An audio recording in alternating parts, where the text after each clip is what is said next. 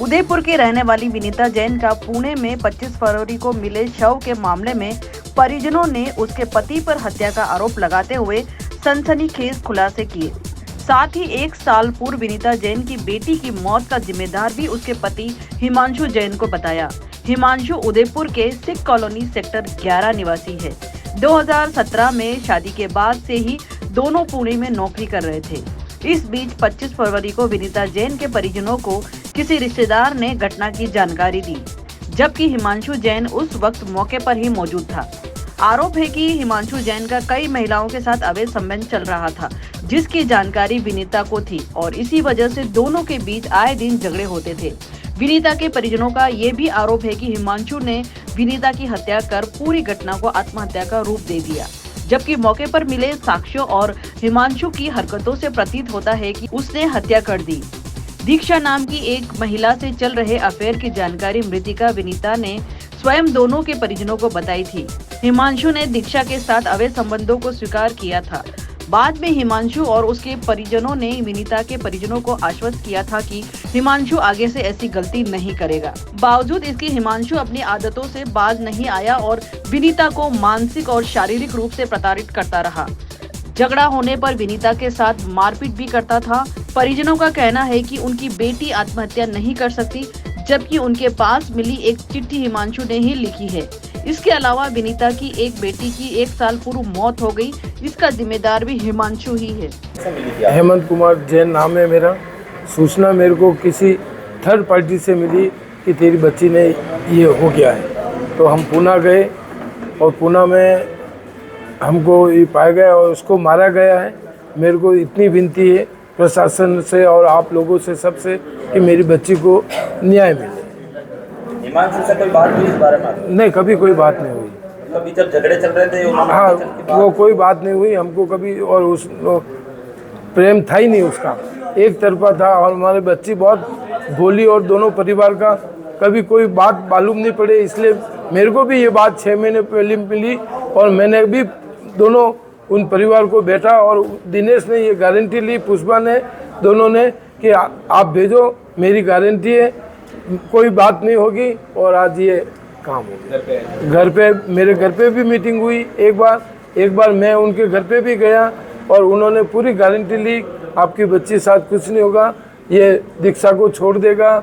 और मैंने वापस भेजी और ये घटना होगी। क्या शादी के समय आपको पता था कि इस संबंध में कि उन्होंने कुछ उसका रिलेटिव चल रहा है? नहीं, हमको कोई मालूम नहीं था। हमको तो ये 6 महीने पहले मालूम पड़ा।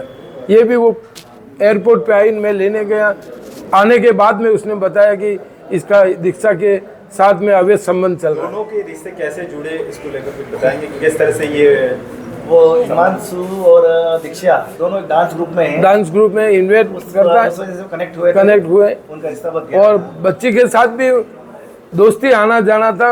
गुड फेथ में ये काम हुआ है। आपका नाम बताओ, क्या मामला है? मैं भावेश जैन एडवोकेट। विनीता जैन जो इस परिवार की बिटिया है, हेमंत कुमार जी की बेटी है, उसकी शादी 2017 में हिमांशु जैन नाम के व्यक्ति से हुई है। दोनों ही मूल रूप से उदयपुर के निवासी हैं, किंतु शादी के बाद से ही हिमांशु और विनीता पुणे में रहकर नौकरी कर रहे थे। हिमांशु का किसी अन्य दीक्षा नाम की लड़की के साथ में अवैध संबंध था, जो शादी के बाद विनीता जैन को मालूम चला। इस बात को लेकर दोनों के बीच में कई बार झगड़े भी हुए। 6 महीने पहले जुलाई 2024 में विनीता जैन ने अपने परिवार को इस पूरी घटना के बारे में बताया कि हिमांशु का किसी अन्य के साथ संबंध है और हिमांशु का व्यवहार विनीता जैन के प्रति सही नहीं है। 25 फरवरी 2024 को विनीता और हिमांशु की एक गुड़िया सीरत, जिसका 11 महीने की बहुत ही छोटी आयु में आकस्मिक उसका निधन हो गया। उसके बाद में विनीता अभी हाल ही उदयपुर में थी। 6-8 दिन वो उदयपुर में रही और वो पुणे गई थी। पुणे जाने के बाद 25 तारीख को इस परिवार को ये जानकारी मिली कि विनीता ने कहीं पर सुसाइड कर लिया उसके फ्लैट पर।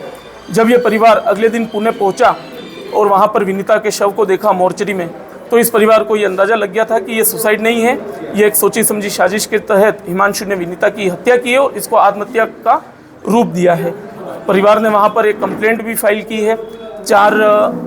मार्च 2025 को प्रथम सूचना रिपोर्ट भी पुलिस थाना सांगवी पुणे में दर्ज की गई है। उसके बाद से हिमांशु लगातार फरार है। हिमांशु का कोई पता नहीं चल रहा है। वहाँ की पुलिस भी यहाँ पर आकर उन्होंने भी यहाँ पर तलाश की, किंतु हिमांशु की कोई खबर उन्हें अभी तक मिली नहीं है। हिमांशु फरार है। जो डेड बॉडी की आपको फोटो मिले उसमें ऐसा लग रहा है क्या कि इसे मार के लटकाया गया? बिल्कुल। विनीता जैन के जो हमने विनीता जैन को वहाँ देखा मोर्चरी में, तो उसके नाक और कान में से खून जमा हुआ था, खून बह रहा था। उसके बाद में उसके शरीर पर 2-3 जगह गहरे नीले रंग के निशान थे, जो कहीं ना कहीं संभवतः मारपीट के कारण, लड़ाई झगड़े के कारण हुए हैं। नाम बताइए। मेरा हेमंत जैन नाम है। मैं विनीता का मामा होता हूँ। मेरा मीडिया के लोगों से, पुणे पुलिस से और लोकल पुलिस से ही निवेदन है कि बेटी को मारा गया है। हमने उनको फोटो देखे हैं। हमें कोई शक नहीं कि उसने, हमें पूरा विश्वास है कि उसकी हत्या की गई है। मैं सबसे यही चाहता हूँ कि बच्चे को न्याय मिले, उदयपुर की बेटी को न्याय मिले।